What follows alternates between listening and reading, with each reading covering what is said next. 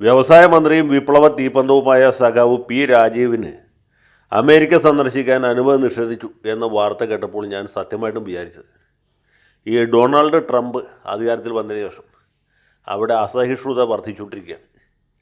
American ഭരണകൂടത്തിന് അനഭിമതരായ ആരെയും ഇപ്പോൾ അവിടെ പ്രവേശിപ്പിക്കുന്നില്ല എന്ന് മാത്രമല്ല, അകത്ത് ഓൾറെഡി പ്രവേശിച്ച അനഭിമതന്മാരെ തന്നെ ചവിട്ടി പുറത്താക്കുന്ന ഒരു കാലം കൂടിയാണ്.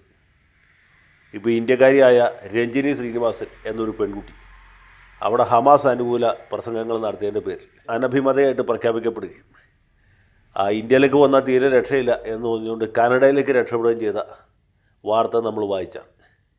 അതുപോലെ പലസ്തീൻ വംശജരായ അല്ലെങ്കിൽ അറബ് വംശജരായ ചില ചെറുപ്പക്കാരെയൊക്കെ സർക്കാർ അറസ്റ്റ് ചെയ്ത് അജ്ഞാത കേന്ദ്രത്തിൽ കൊണ്ടുപോയി പീഡിപ്പിച്ചുകൊണ്ടിരിക്കുകയാണ്. അവരുമൊക്കെ രാജ്യത്ത് നിന്ന് നാട് കടത്തും എന്നാണ് ഭീഷണി. അങ്ങനൊരു സാഹചര്യത്തിലാണ് സഖാവ് പി രാജീവ് അമേരിക്ക സന്ദർശിക്കാൻ ധൈര്യപ്പെട്ട് പുറപ്പെട്ടത്. ഞാൻ വിചാരിച്ചു ഇദ്ദേഹം ഹമാസ് അനുകൂലി ആയതുകൊണ്ടും പിന്നെ മാർക്സിസ്റ്റുകാരനായതുകൊണ്ടും പിന്നെ അതിനേക്കാൾ ഉപരി ഈ മാർക്സിസം ലെനിനിസത്തിൽ അവഗാഹമുള്ള ആളായതുകൊണ്ടും പുള്ളി പറയുന്ന പുള്ളിക്ക് തന്നെ മനസ്സിലാവാത്തതുകൊണ്ടും അമേരിക്കൻ ഗവൺമെൻറ് വിസ നിഷേധിച്ചായിരിക്കും എന്നാണ്. പക്ഷേ അല്ല, ഇന്ത്യ ഗവൺമെൻറ് തന്നെ അദ്ദേഹത്തെ വിലക്കിയിരിക്കുകയാണ്. വിദേശകാര്യ മന്ത്രാലയം പറഞ്ഞു സഖാവ് അവിടം വരെ പോയി വെറുതെ ബുദ്ധിമുട്ടുണ്ട്. ഇദ്ദേഹത്തിൻ്റെ കൂടെ നമ്മുടെ വ്യവസായ വകുപ്പ് സെക്രട്ടറിയും KSIDCയുടെ മാനേജിംഗ് ഡയറക്ടറും ഉണ്ടായിരുന്നു.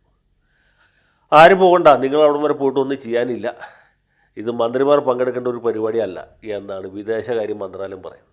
American society of public administration എന്നൊരു മഹാസംഘടനയാണ് നമ്മുടെ വ്യവസായ മന്ത്രിയെയും വ്യവസായ വകുപ്പ് സെക്രട്ടറിയും KSIDC MDA ഒക്കെ അമേരിക്കയിൽ കൊണ്ടുപോയിട്ട് പ്രസംഗിപ്പിച്ച് ഉത്ഭൂതരാകാൻ തീരുമാനിച്ചത്. ഇതിൻ്റെ സംഘടകരാരൊക്കെയാണെന്നോ അവരുടെ ഉദ്ദേശ ലക്ഷ്യങ്ങൾ എന്തൊക്കെയാണെന്നോ അറിയില്ല. അമേരിക്ക എന്ന് പറഞ്ഞാൽ തീരെ വ്യവസായം വിജയിക്കാത്ത ഒരു രാജ്യമാണ്. ബ്രിട്ടൻ കഴിഞ്ഞാൽ പിന്നെ വ്യവസായ വിപ്ലവം നടന്ന അമേരിക്കയിലാണ് എന്നാണ് അവർ മേനി നടിക്കുന്നതെങ്കിൽ പോലും ആ രാജ്യത്ത് വ്യവസായങ്ങൾക്ക് ഇപ്പോൾ വളരെ അധോഗതിയിലാണ്. അമേരിക്കയിൽ ഒരു വ്യവസായവും വിജയിക്കുന്നില്ല എന്നുള്ളതുകൊണ്ടാണ് നിരാശരായി തീർന്ന അമേരിക്കക്കാർ റിപ്പബ്ലിക്കൻ പാർട്ടിക്കും അവരുടെ സ്ഥാനാർത്ഥിയായ ട്രംപിനും വോട്ട് ചെയ്ത് വിജയിപ്പിച്ചത്. ഇപ്പോൾ എല്ലാ വ്യവസായങ്ങളും ചൈനയ്ക്കാണ് പോയിക്കൊണ്ടിരിക്കുന്നത്.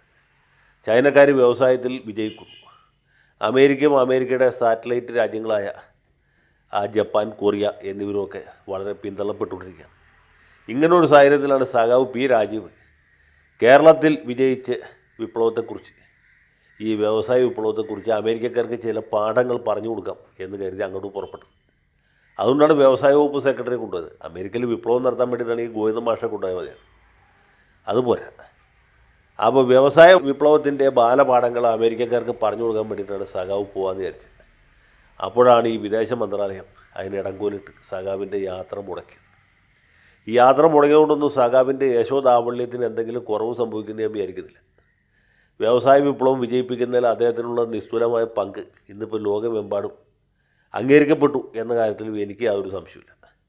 ദേശാഭിമാനി പത്രാധിപരുടെ അനുപമമായൊരു ശൈലി കടമെടുത്ത് പറയുകയാണെങ്കിൽ ഈ പഴമുറം കൊണ്ട് സൂര്യ തേജസ്സിനെ തടയാനാണ് നമ്മുടെ വിദേശകാര്യ മന്ത്രാലയം ശ്രമിച്ചുകൊണ്ടിരിക്കുന്നത്. സഖാവ് രാജീവിൻ്റെ പ്രസിദ്ധി ഏഴാം കടലിനക്കരെ അമേരിക്ക വരെ എത്തി.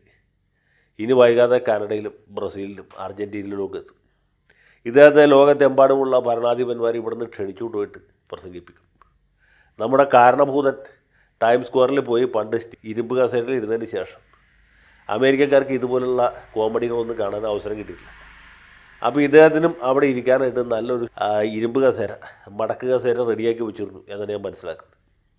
അത് തൽക്കാലത്തേക്ക് അവർ മാറ്റി വയ്ക്കുകയാണ്. വൈകാതെ തന്നെ ഇദ്ദേഹത്തെ അങ്ങോട്ട് കൊണ്ടുപോകും. പ്രത്യേകിച്ച് കിറ്റക്സ് സാബുവിനെ ഈ കിഴക്കമ്പലത്ത് നിന്ന് തെലങ്കാനയിലേക്ക് ഓടിച്ച ഇദ്ദേഹത്തിൻ്റെ ആ ഒരു വൈഭവമുണ്ടല്ലോ, അത് മാത്രം മതി. പുള്ളി അമേരിക്കക്കാരല്ല, ജപ്പാൻകാരും ചൈനക്കാരും ഒക്കെ വിളിച്ച് ആദരിക്കും. അത്രയും പ്രഗത്ഭനാണ്. വ്യവസായ വിപ്ലവം ഉത്തരോത്തരം അഭിവൃദ്ധിപ്പെട്ടുകൊണ്ടിരിക്കുന്ന ഈ കേരളത്തിൽ ഈ തുടങ്ങിയ സ്ഥാപനം പൂട്ടിക്കുന്നതിൽ വലിയ റെക്കോർഡുള്ള SFIക്കാരും DYFIക്കാരും അതുപോലെ CITUക്കാരും ഒക്കെ ഉള്ള നമ്മുടെ കേരളത്തിൽ നിന്ന് വ്യവസായ മന്ത്രിയെ ക്ഷണിച്ച് അമേരിക്കയിൽ കൊണ്ടുപോയി പ്രസംഗിപ്പിക്കാൻ തീരുമാനിച്ച അവൻ്റെ തലയ്ക്ക് നെല്ലിക്കത്തളമാണോ വെക്കേണ്ടത് അതോ വല്ല ആശുപത്രിയിൽ കൊണ്ടുപോയി ഷോക്കാണോ കൊടുക്കേണ്ടതെന്ന് എനിക്കറിയില്ല. ഏതായാലും ട്രംപ് വൈകാതെ തന്നെ വിമാനം അയച്ച് സഖാവ് രാജീവിനെ വാഷിങ്ടണിലേക്ക് വിളിപ്പിക്കും എന്ന കാര്യത്തിൽ എനിക്ക് യാതൊരു സംശയമില്ല.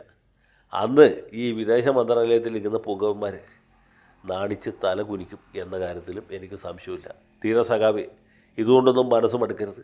വ്യവസായ വിപ്ലവമായിട്ട് മുന്നോട്ട് പോവുക. ഇവിടെ ഏതെങ്കിലും വ്യവസായങ്ങൾ ഇപ്പോഴും തുറന്ന് പ്രവർത്തിക്കുന്നുണ്ടെങ്കിൽ അത് വൈകാതെ പൂട്ടിക്കുക.